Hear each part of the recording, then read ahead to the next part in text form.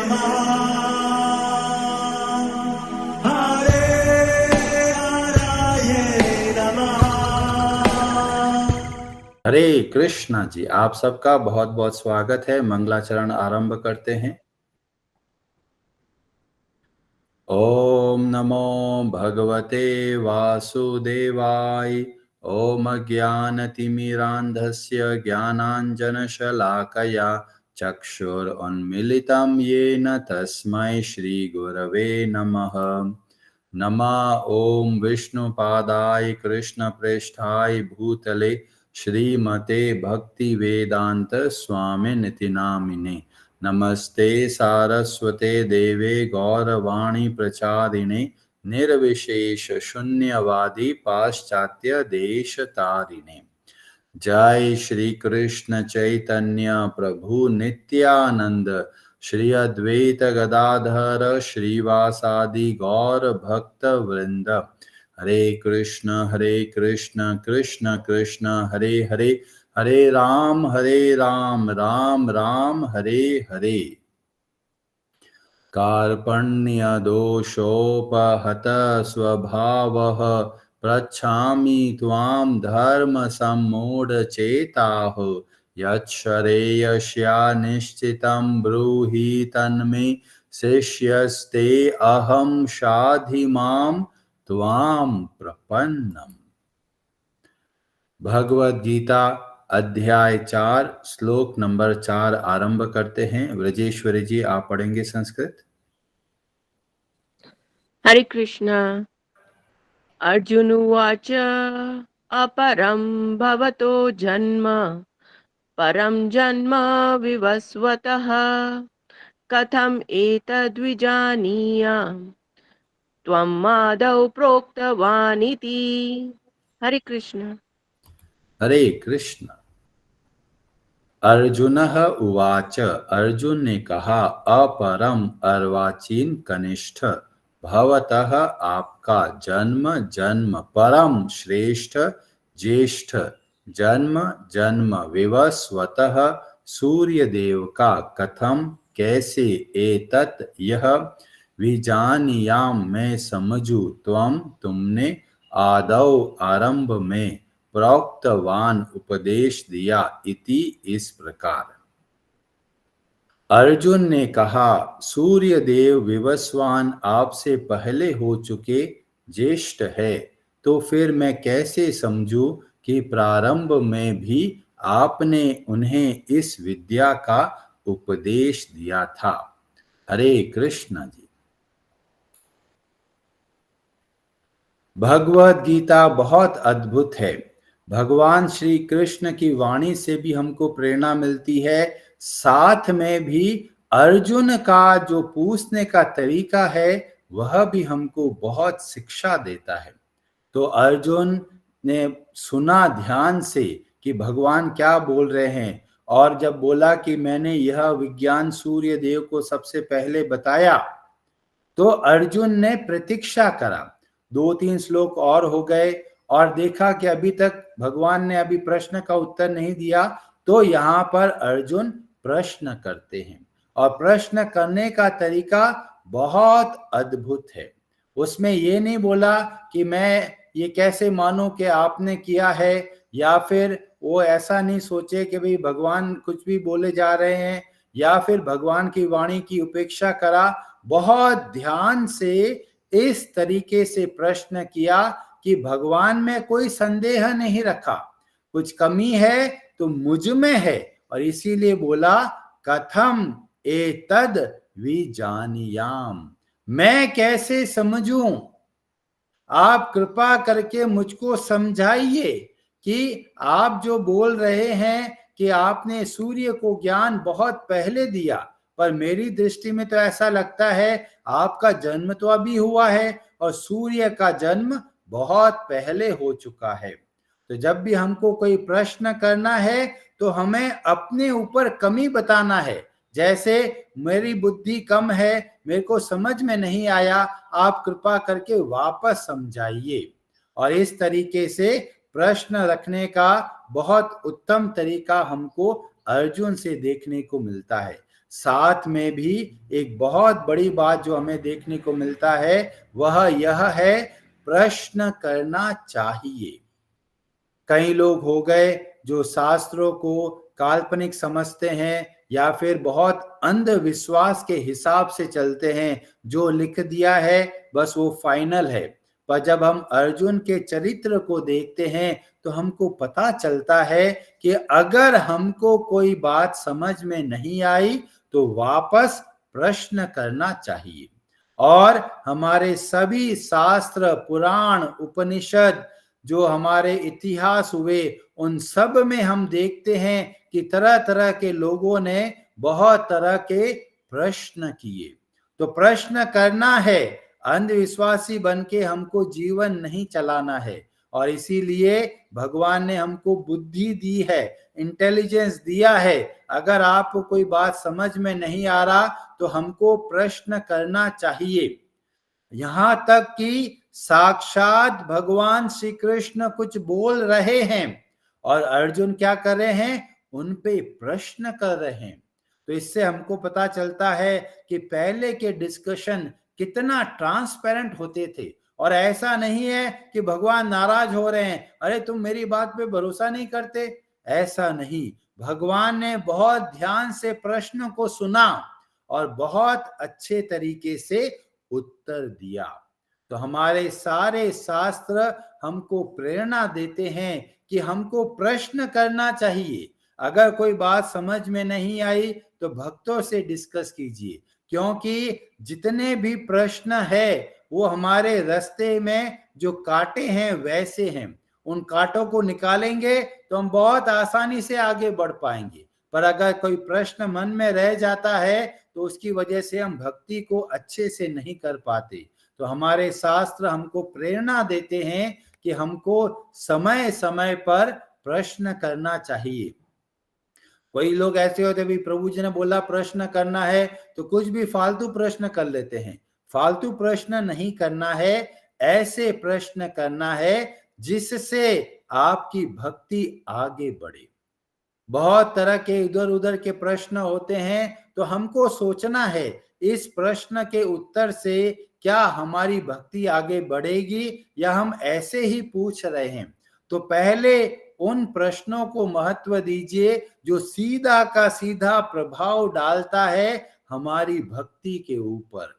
तो जब हम कोई प्रश्न करते हैं तो बहुत जरूरी है सोच विचार कर ऐसे प्रश्न करना है जिससे कि हमको लाभ मिले। और हमारे शास्त्रों में बहुत तरह तरह के प्रश्नों का वर्णन हमें देखने को मिलता है कि किस तरीके से भगवान के भक्तों ने प्रश्न किया। जैसे कि यहाँ पर अर्जुन जब प्रश्न कर रहे हैं तो उनके मन में कोई संदेह नहीं है भगवान श्री कृष्ण के बारे में, पर वो कैसे प्रश्न कर रहे हैं, बाकी लोगों को शिक्षा देने के लिए। क्योंकि इससे पहले बहुत सारी ऐसी घटनाएं हो चुकी है जिससे अर्जुन को पता है कि ये जो श्री कृष्ण है ये कोई सामान्य व्यक्ति नहीं है। जैसे कि जब युधिष्ठिर महाराज राजसूय यज्ञ करते हैं और पूछते हैं भीष्म पितामह से कि इस पूरी सभा में सबसे पहले पूजनीय व्यक्ति कौन है, और उस समय भीष्म पितामह बोलते हैं पूरी सभा के अंदर केवल एक ही व्यक्ति पूजनीय है और वे है भगवान श्री कृष्ण। और उसके बाद में भीष्म देव बहुत विस्तार से भगवान श्री कृष्ण का गुणगान करते हैं। उस सभा में बड़े बड़े ऋषि मुनि होते हैं, पर भीष्म पितामह बोलते हैं ये ही सर्वश्रेष्ठ हैं। और अर्जुन भी होते हैं, अर्जुन को भी पता है। पर जब यहाँ पर प्रश्न करते हैं तो हमें पता चलता है अर्जुन के प्रश्न का उद्देश्य क्या है। अर्जुन के प्रश्न का उद्देश्य है आने वाली पीढ़ी को इसका लाभ मिलेगा। तो जब हम प्रश्न करते हैं उसके पीछे दो उद्देश्य होने चाहिए। पहला कि जो बोला गया उसको अच्छे से वापस समझ में आए, और दूसरा कि बाकी लोगों का भी कल्याण हो। और इस तरीके से प्रश्न करने की विधि को हम अर्जुन के द्वारा सीखने को अवसर हमको मिलता है। और जब हम लोग देखते हैं कि आजकल के बच्चे लोग बहुत तरह के प्रश्न करते हैं, कई लोग मजाक भी बनाते हैं कि हमारे शास्त्रों में तो ऐसी ऐसी बातें बताई गई है जो बहुत काल्पनिक है। जैसे एक हनुमान जी, एक छोटा सा बंदर, वो इतना बड़ा जो सूर्य है उसको कैसे निगल सकता है। तो ये जो भाव आता है, ये वास्तव में आता है जब वह बच्चा जो इंग्लिश एजुकेशन को समझता है, क्योंकि यूरोपियन स्कॉलर हुए, वेस्टर्न स्कॉलर हुए, उन्होंने सदैव हमारे शास्त्रों की निंदा करा है। सदैव हमारे शास्त्रों को एक शब्द दिया गया जिसको बोलते हैं मिथ।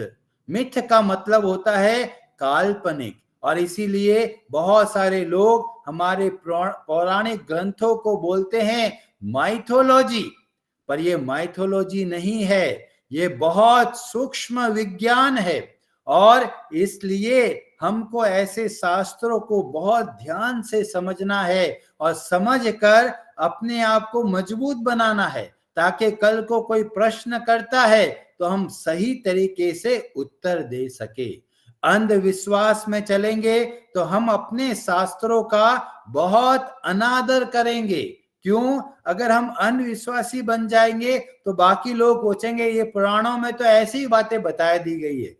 पर जब पुराणों में, हमारे शास्त्रों में कुछ बातें बताई गई है, वो बहुत गहराई वाली, बहुत ही लॉजिकल, बहुत ही प्रैक्टिकल है, पर हमारी बुद्धि अभी उनको नहीं समझ पाती, और इसीलिए लोग उनको काल्पनिक समझने लग जाते हैं। पर हमें देखने को मिलता है हमारे शास्त्र हमको कितना अद्भुत एक लाइफ स्किल सिखाते हैं। जैसे कि यह श्लोक के अंदर एक बहुत अद्भुत जो शिक्षा हमको मिलती है, वह है क्रिटिकल थिंकिंग।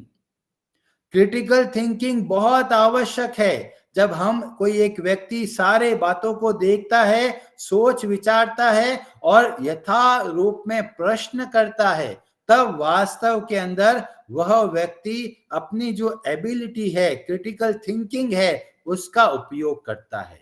तो हम सबको चाहिए, विशेषतया जो पढ़े लिखे लोग हैं, उनको चाहिए कि भगवत गीता जैसे ग्रंथों को बहुत सूक्ष्मता से अध्ययन करे, बहुत अच्छे से समझे, मजबूती से समझे, और अगर कोई प्रश्न आए तो पूछना चाहिए।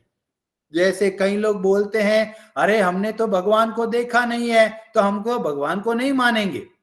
प्रश्न एकदम सही है, पर हमको पता होना चाहिए उत्तर कैसे देना है। अगर हम भी सोचेंगे जी अपने मन की बात है, मानो तो भगवान है, नहीं मानो तो कुछ भी नहीं है, तो हमारे मानने से या नहीं मानने से भगवान नहीं गायब हो जाते।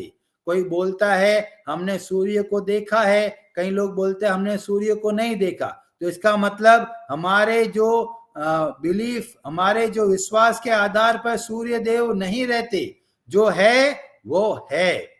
अब जो लोग प्रश्न करते हैं हमने, किसी ने भगवान को नहीं देखा है तो हम भगवान को नहीं मानते, तो ऐसे लोग अपनी आंखों पर भरोसा करते हैं। तो हमें उनसे वापस प्रश्न करना चाहिए। तो हमें उनसे पूछते हैं कि आप देखते हैं हर रोज सुबह सूर्य आपको कितना पास में दिखता है? बहुत पास में दिखता है ना, पर क्या वास्तव में पास में है? नहीं, बहुत दूर है। तो मतलब हम अपनी आंखों पर भरोसा नहीं कर सकते। और भी बहुत सारे आप उदाहरणों के द्वारा बता सकते हैं। तो आप जो व्यक्ति बोलता है हमने तो देखा नहीं है, जो देखेंगे तो मानेंगे, जो ऐसे लोग होते हैं उनसे इतना सा प्रश्न किया जाता है, आपने अपने परदादा को देखा है? वो बोलेगा जी हमने नहीं देखा। अगर नहीं देखा तो वो नहीं थे। तो हमेशा बहुत ही लॉजिकली हमको सोचना है। ऐसा नहीं है अंधविश्वास के हिसाब से चले या फिर सब कुछ रिजेक्ट कर दे। तो दोनों ही एक्सट्रीम में हमको नहीं जाना है। कोई चीज समझ में नहीं आया तो हमको प्रश्न करना है। जो लोग आंखों पे भरोसा करते हैं तो बोलेंगे जी डॉक्टर ने तो पूरा पोस्टमार्टम कर दिया है, ना यहाँ पर मन को दिखा है, ना हमको बुद्धि दिखी है, ना हमको आत्मा दिखी है। तो क्या ये नहीं है? ये सब के सब है, पर बहुत सूक्ष्म है, जिसकी वजह से हम अपनी आंखों के द्वारा नहीं देख सकते। साइंस भी ऐसा बताती है कि बहुत बड़ा विजिबल स्पेक्ट्रम होता है, बहुत सारा जो इलेक्ट्रोमैग्नेटिक स्पेक्ट्रम होता है, उसमें से कुछ ही चीजें हमको दिखती है। जो अल्ट्रा वायलेट होता है, इंफ्रारेड होता है, उसके दूर की तरफ हमको रेस दिखती नहीं है, और फिर भी लोग अपनी आंखों पर बहुत भरोसा करते हैं। तो शास्त्र हमको बोलते हैं हमारी जो इंद्रियां हैं वो क्या है, सीमित है, लिमिटेड है, उसके द्वारा हम पूर्ण ज्ञान प्राप्त नहीं कर सकते। तो क्या करें, तो बोला गया तस्मात् शास्त्र प्रमाणम, शास्त्र के आधार पे हमको शिक्षा लेनी है। और अगर शास्त्र में बताई गई बात हमको समझ में नहीं आती तो क्या करें, प्रश्न करना चाहिए। और विशेषतया हम देखते हैं कि छोटे बच्चे बहुत तरह तरह के प्रश्न करते हैं, माता पिता कई बार बहुत इरिटेट हो जाते हैं, सोचते हैं अरे बच्चा कितना प्रश्न कर रहा है, पर जितना प्रश्न करता है उतना बच्चा सीखता है। और इसीलिए हमारा ग्रंथ है ब्रह्म सूत्र, वेदांत सूत्र, उसमें एक बहुत बड़ी बात पहले ही बताया गया। वहां पर बोला गया अथातो ब्रह्म जिज्ञासा, एनक्वायर, हमको जिज्ञासा करनी है कि हम इस संसार में क्यों आए हैं। एक समय के बाद हमारा गाड़ी का पेट्रोल खत्म हो जाएगा, एक समय के बाद हम यहां पर नहीं रहेंगे, तब हमारा क्या होगा, हम कहां पर जाएंगे, जन्म से पहले हम कहां पर थे, कुछ नहीं सोचते। तो एक विद्वान व्यक्ति को चाहिए कि वह प्रश्न करे। ये हम लोग बहुत प्रयास करते हैं खुश रहने का, पर हम खुश नहीं रह पाते। हम लोग जितना दुख से दूर भागते हैं उतना दुख आ जाता है। तो हमको प्रश्न करना चाहिए, जितना हम प्रश्न करेंगे उतना हम सीखेंगे।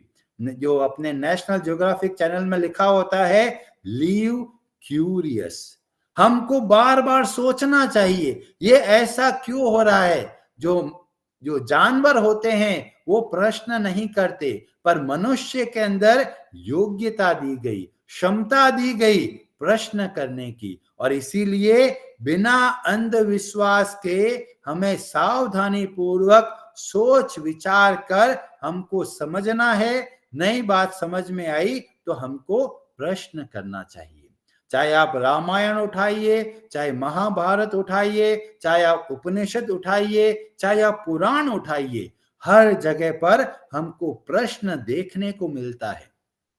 जैसे कि रामायण के अंदर आरंभ होता है एक प्रश्न के साथ में।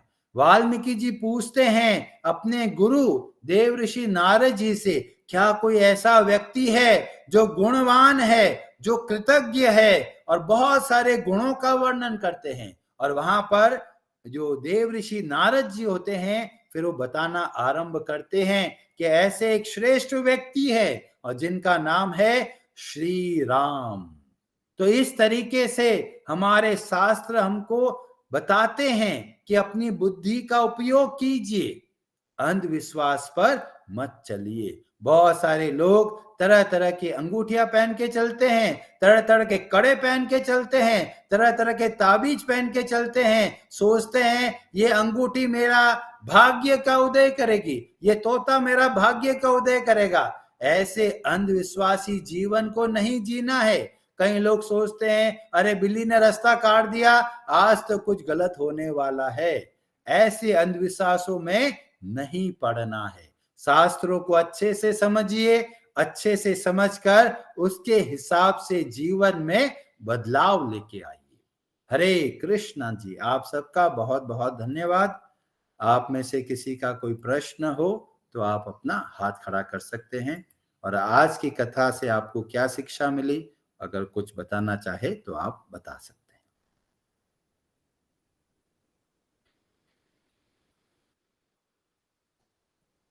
ओम प्रकाश प्रभु जी, आप कुछ कहना चाहते हैं? हरे कृष्णा प्रभु जी, दंडवत प्रणाम।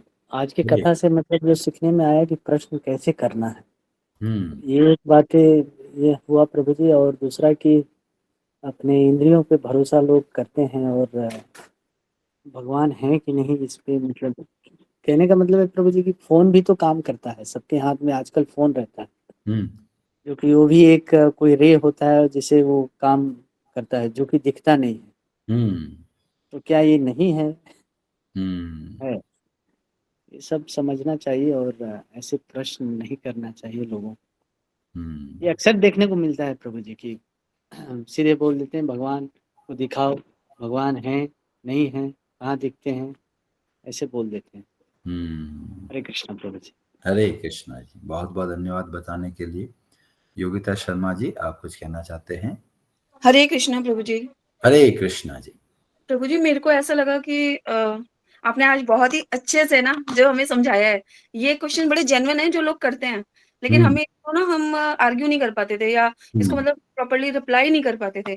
आज जैसे आपने एग्जांपल्स दे के समझाया है ना, तो एटलीस्ट हम कुछ उनको भी इसके अगेंस्ट बता सकते हैं या रेफरेंस दे के हम इस बात को प्रूव कर सकते हैं कि जैसे कहते हैं आपने देखा है या नहीं देखा, इस तरह के बड़े क्वेश्चंस होते हैं। तो एक तो ये बहुत अच्छा लगा मुझे, और दूसरी बात है कि इसके साथ-साथ ही हमें ये तो हमें आंसर मिल गए सोशली, पर रिप्लाई अपने अंदर भी हमें अपनी इंद्रियों को कंट्रोल में करके और प्रभु की तरफ झुकाव जो है हमारा, उसको एक निश्चल भाव से मतलब पूर्णता से आगे बढ़ने की कोशिश करनी चाहिए। हरे कृष्णा। बहुत धन्यवाद। तो हमारा मॉर्निंग का प्रोग्राम का उद्देश्य यही है कि आप सब मजबूत बने। कल को अगर कोई आपसे कोई प्रश्न करे तो आपके पास प्रॉपर जवाब होना चाहिए, और अगर नहीं है कोई समस्या नहीं, आप वो प्रश्न को नोट कीजिए, हमसे डिस्कस कीजिए कि प्रभु जी हमने ऐसे ऐसे लोग ऐसे ऐसे प्रश्न करते हैं, मैं कैसे वापस जवाब दूं।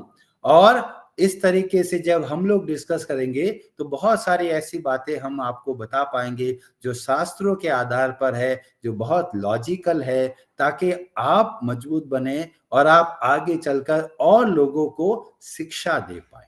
तो इसीलिए बहुत जरूरी है कि आप प्रश्न करें। हरे कृष्णा जी। श्यामल प्रभु जी, आप कुछ कहना चाहते हैं? हरे कृष्णा प्रभु जी, दंडवत प्रणाम। प्रभु जी, जैसे आपने अभी बताया कि मैंने बहुत सारी चीजें ऐसी होती हैं जिसपे हम मुश्किल होता है और कैसे हमारे सेंसेस परफेक्ट नहीं है। प्रभु जी, ऐसे ही एक एग्जांपल मैंने एक ब्रह्मचारी के लेक्चर में सुना था प्रभु जी। तो वो ये कह रहे थे कि बोले हम जैसे साइंस में बहुत सारे विक्षिप्त चीजें या गलत चीजें कही गई हैं जो हम मानने के लिए तैयार होते हैं। उन्होंने एक एग्जाम्पल बहुत अच्छा दिया था प्रभु जी, जो मुझे शेयर करने की इच्छा हुई। बोले बॉम्ब ब्लास्ट के बाद में क्या बन के निकलता है? कोई बिल्डिंग बन के निकलती है, टेम्पल बन के निकलता है, या क्या कोई अच्छी रचना होती है? क्या नहीं। लेकिन हम बोलते हैं कि जो जीवन की उत्पत्ति कहाँ से हुई, तो बिग बैंग थ्योरी, माने बहुत बड़ा ब्लास्ट हुआ उससे जीवन बना, जबकि ब्लास्ट के बाद तो डिस्ट्रक्शन होता है, कंस्ट्रक्शन नहीं होता है। तो प्रभु जी, ये माने कैसे हम गलत चीजों को एक्सेप्ट कर लेते हैं, और लेकिन यही चीज अगर साइंस कह रही है तो हम एक्सेप्ट कर रहे हैं, लेकिन अगर शास्त्र सही भी कह रहे हैं तो हम उसे नहीं एक्सेप्ट करते हैं प्रभु जी। बहुत अच्छी बात आपने बताई, क्योंकि आजकल के जो युवक है वो गुमराह हो गए। वो ये सोचते हैं वेस्ट इज बेस्ट, जो साइंटिस्ट लोगों ने बोल दिया आंखें बंद करके भरोसा कर लेते हैं। जैसे कि कई लोग बोलते हैं अरे साइंटिस्ट ने बोला है नॉनवेज खाना चाहिए, नॉनवेज खाने से बहुत मजबूत बनता है शरीर। ये इतना बड़ा षड्यंत्र है, इतना बड़ा धोखा है कि हम लोगों ने अंधविश्वास के हिसाब से मान लिया। पर जब हमारे शास्त्र हमको सिखाते हैं कि हमारे अंदर दया का भाव होना चाहिए, हम अपने जीव के मजे के लिए क्यों किसी को मार रहे हैं, तो लोग इतना अंधविश्वासी हो गए कि साइंटिस्ट ने कुछ गलत थ्योरी बना दिया, उसके हिसाब से ही चलने लग जाते हैं। लोग तो सोचने लग जाते हैं जो डार्विन ने बोला सही बोला, हमारे तो पूर्व कई बंदर हुआ करते थे, लोग ऐसा सोचने लग जाते हैं।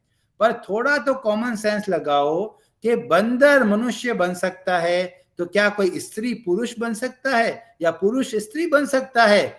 नहीं बन सकता, क्योंकि हर एक स्पीसी यूनिक है। बंदर है वो बंदर ही रहेगा, मनुष्य है वो मनुष्य ही रहेगा। पर ऐसे ऐसे षड्यंत्र रचे गए, ऐसे ऐसे फॉल्स रिसर्च हुई है कि हमको भ्रमित किया गया, और इसीलिए बहुत जरूरी है कि हमको प्रश्न करना। डार्विन थ्योरी पर तो इतने सारे प्रश्न आए हैं, फिर भी लोग आज किताबों में वही पढ़ते हैं। सारे बच्चे लोग सोचते हैं थ्योरी ऑफ इवोल्यूशन है, पर इतना गलत बातें उसमें बताई गई है और लोग आंखें बंद करके उसको फॉलो करने लग जाते हैं। इसीलिए बहुत जरूरी है हमको प्रश्न करना है। बहुत बहुत धन्यवाद जी बताने के लिए।